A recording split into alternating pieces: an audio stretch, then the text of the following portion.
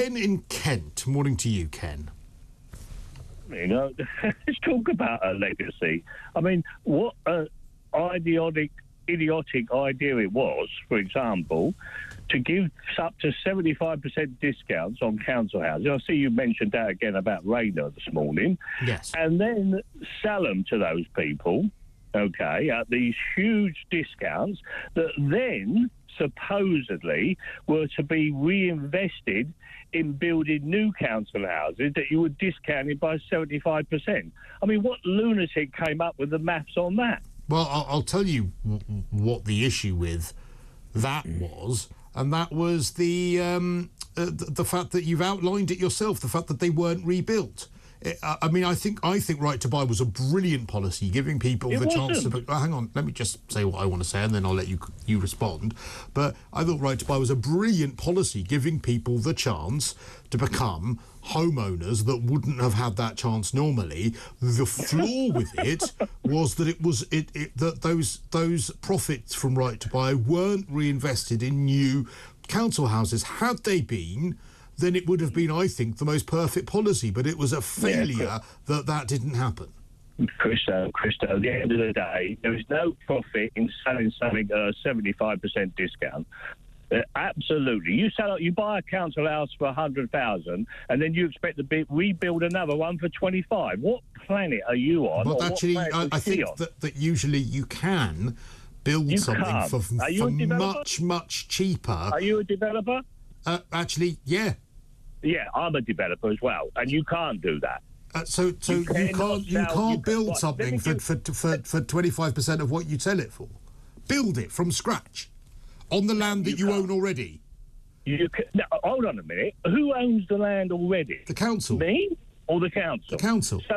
So you don't equate the land in the profit margin of the building construction of that property. And also, you're not accounting as well for the fact that asset would have accrued rent over those years before it was sold again as well.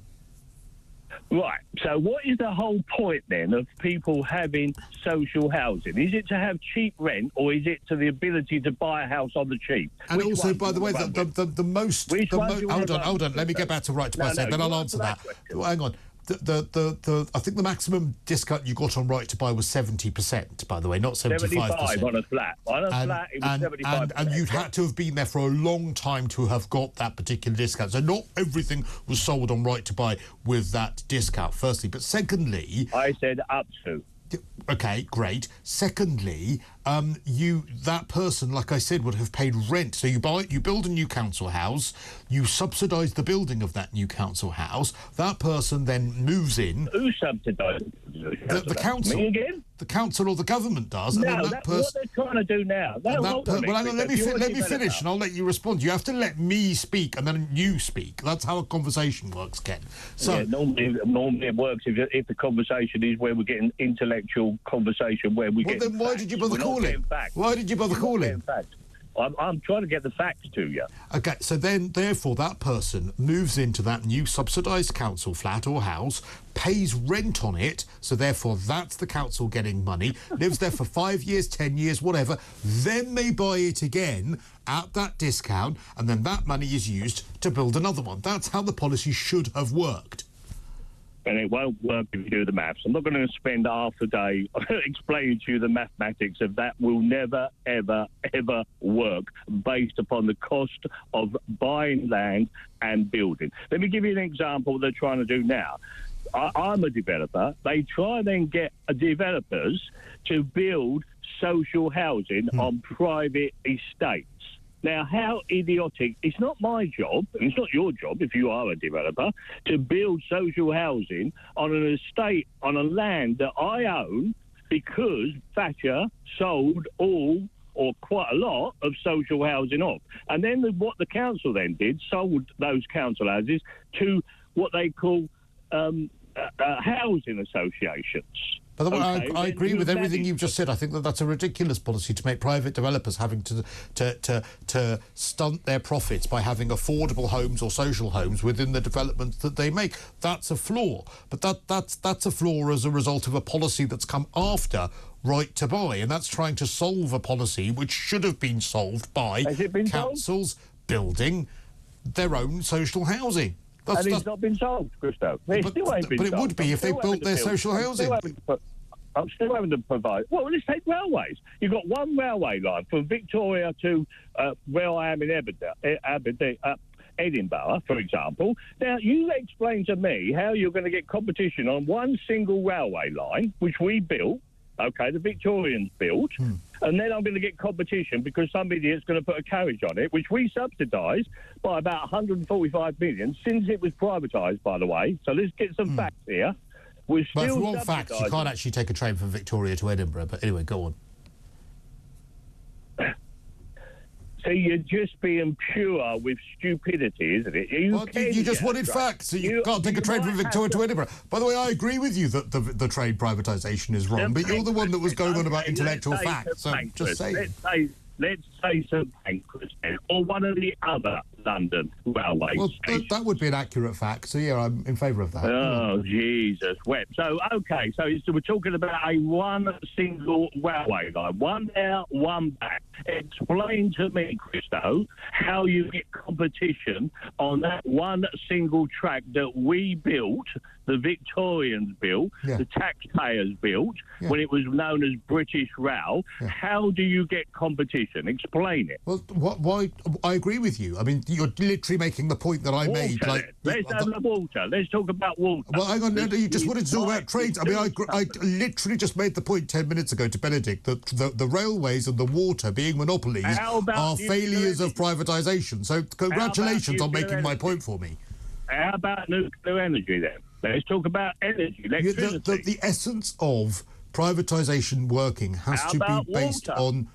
We just answered water. It has to be based on competition. How about ports and docks? And so you need to have competition in order for privatisation to work. How about the ports and the docks? Well, there needs to be competition in order for privatisation to work. Ports? We're going to build new ports? Did we not build the ports years ago? Well, yeah, but then, therefore, that's why you need the competition in order for it to work. What competition? What, you go to one port? There's only one port. Well, there's only one port in the whole of the UK. No. Again, I thought we wanted to do facts here, Ken. Yeah, well, see, you need to listen, really. We built the ports, we built the docks, and you're telling me, because we never spent no money on them, expanding them, we then sold them off cheap, our assets, and then we've got competition in these ports. I mean, really? Are you on drugs? Will you answer a question for me now, Ken? How do you finance all of the developments that you do? Oh, well, OK, let's talk about that, shall we? How many billions and billions and billions of pounds do we spend in subsidies that could have financed all these... OK, but I'm asking you, though, how do you finance your developments that you build? How do you think it got financed in the first place, Cristo? Well, I'm asking you, how do you how do you personally, when you want to do a development, Ken, how do you personally finance those? What, each one of these? Yeah. If you're going to go about doing a development yourself, right. How do you finance that? Let's talk about the post office then. Okay. No, I'm asking you a question, not the post office. I'm asking you a question about your experience and when you personally finance a development. Me personally? Yes. How do you finance that? I couldn't fund the post office. I couldn't fund the railways. I couldn't fund the energy. But when you said that you're a developer, I'll try again. I mean, I'm really not getting anywhere, but I'll try again. You are a developer, Ken, as you said. Right. So when you want to build a new development and buy the land and put something on it, how do you finance that? I do self-builds, Cristo. Yes, and so how do you get the money? I don't fund them. They build them. By definition, a self-build is somebody like you comes along, says, I like that plot you've got there. Yeah. Ken. And I want to purchase it. And I say, that's fine. That's going to cost you X numbers of pounds. Yeah. Then you're going to come along with your architect or your designer. And how do those people fund those? Let me finish, because you've asked the question. So you come along with your architect or your designer, and you say, this is what I want to build here. I say, that's fine.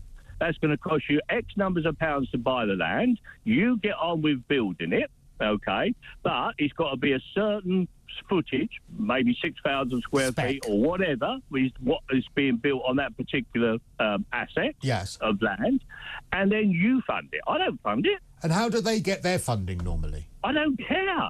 I've got no interest where they get it from. Don't you want to know that they've got the money in the bank so that they can finish the job if they've commissioned you to build it? Right, now we're getting into what we call the contract of the development. Do you want to talk about that? Well, I'm just interested to know how people, I suppose, that deal with you finance so that you get paid. I'm just interested to know the answer to that question. I've just told you that. They don't get the deed to the property, Cristo, until the contract is that's actually not concluded. answering how they finance it. You're not letting me finish. You're not letting me finish. Well, no, because you're not answering the question that I've asked you politely. I am. I'll tell you, I don't know how they get finance. How do I probably know? do you think they borrow it from a bank or from a mortgage or something, maybe? Maybe they got it from shares they bought in BT. Oh, all right. So you get paid via policies that Thatcher made. So you get paid via either them selling an asset, which meant the deregulated market meant that they could do that, so you get paid that way, or you get paid via them actually borrowing it from the bank, which again was deregulated, so that you get paid that way. So you actually benefit via Thatcher's legacy because people are able to go and borrow money. I was being from I'm talking about borrowing money from a bank. Ken. People can go and very easily. I'm being flippant. I don't care where they got it from. Well, they got it via policies, so you get paid because of policies that Thatcher came up with. So that's brilliant. That's brilliant. I made it up. I made it up that people are able to borrow money from banks. Did I make that up? You've just made it up. Those policies from Thatcher gave them money to Thatcher deregulated the banks and deregulated mortgages. Did you know that Thatcher did that? Say that again? Thatcher deregulated the banks and deregulated mortgages, making it easier for people to finance properties and self-builds that you benefit from, Ken.